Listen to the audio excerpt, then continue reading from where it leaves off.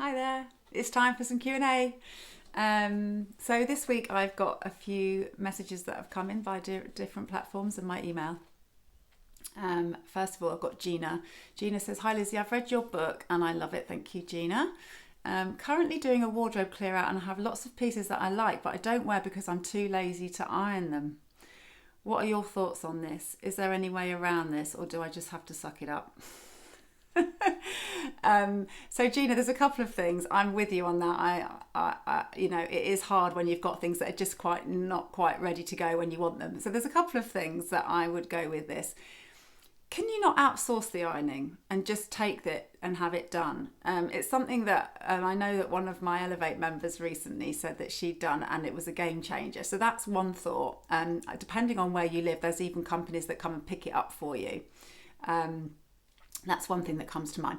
The other thing is, have you got a steamer? Because I personally, it depends on the items. If these are crisp white shirts, then you really do need to iron. But a lot of things I much prefer to steam. I think it's much easier just to kind of, sometimes you don't know until you're just about to wear it, and things that are hanging in the wardrobe, they just still need a little bit of something. So I would suggest having a steamer.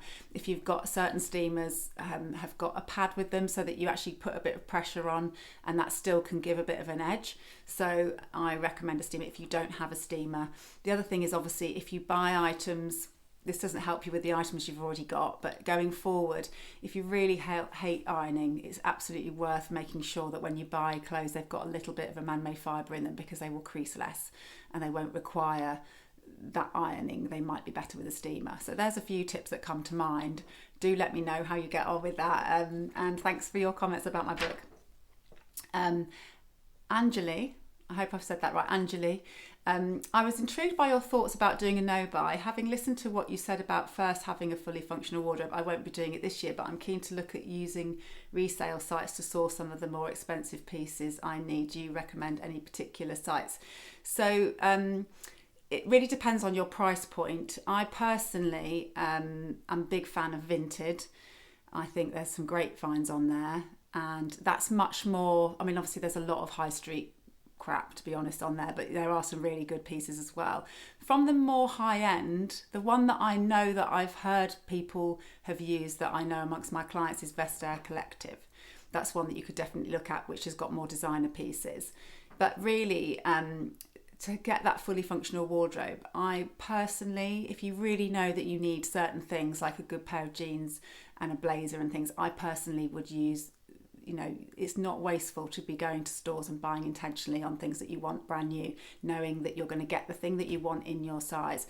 I think resale sites are fantastic when yes, you occasionally can just totally find what you need. I absolutely think, particularly with footwear, with trainers and things, what they're great for is if you know a particular jean style that you've bought. So a lot of brands, they might have a jean that's got a name in it. And you know what size you are, you can really search for that particular item. And even on eBay, you can leave a search on. So for example, on Vinted, I love Stan Smith trainers. It's what I recommend for my clients. They're the most comfortable, regular white trainer that you can buy, that just seems to be comfortable for everybody. You can get Stan Smiths that have never been worn on Vinted for half the price, quarter of the price. So things like that, if I'm a Gazelle, Adidas, size 6, they're brilliant. But if you're just thinking, I need a new blazer, I need a black blazer, it's a much more hit and miss. And I really do believe that it's worth going and buying the thing that you really want, and you'll get the wear out of it. So it's not wasteful. So, but anyway, I hope that's useful. I kind of went a little bit off track there, Anjali, but do let me know how you get on with that. Wendy said, I'm feeling mumsy and past it at age 46.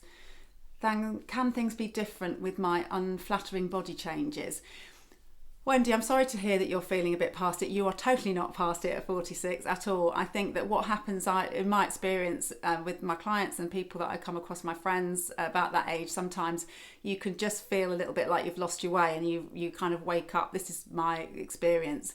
I didn't have this happen to me. I don't have children, but a lot of my friends who've had children, when they're not really needed anymore, and they may empty nesters, sometimes they can be a bit like, who am I now? So I think 46 particularly, and into 46, late 40s into 50s, is such a great time to really stop and think about who you are and what you want in the next decades of your life. It's so young now, 46. Like there's so, you've got hopefully double, you've got that again.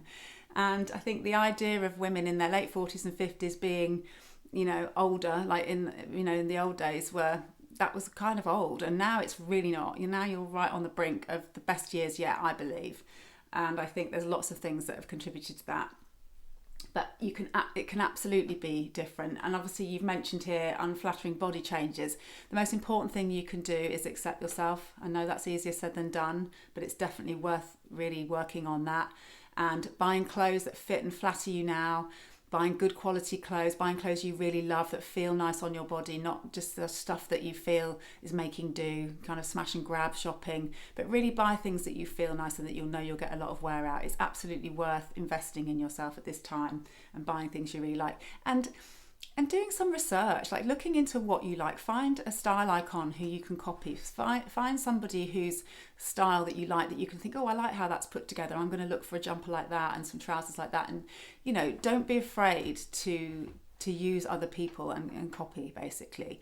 And find people, if possible, with the same sort of shape body. I know it's difficult sometimes where the images of that we're shown in the public eye are always of the kind of young, slim. Sometimes it can be fine. It can be really hard for people to find images of bodies that represent them. But it's getting better. But just really, it's definitely not past it. And you absolutely do not have to look mumsy. You can look absolutely shit hot. So that's my thoughts on that, Wendy. Finally, Abby's just said, what do you think about brightly coloured fingernails?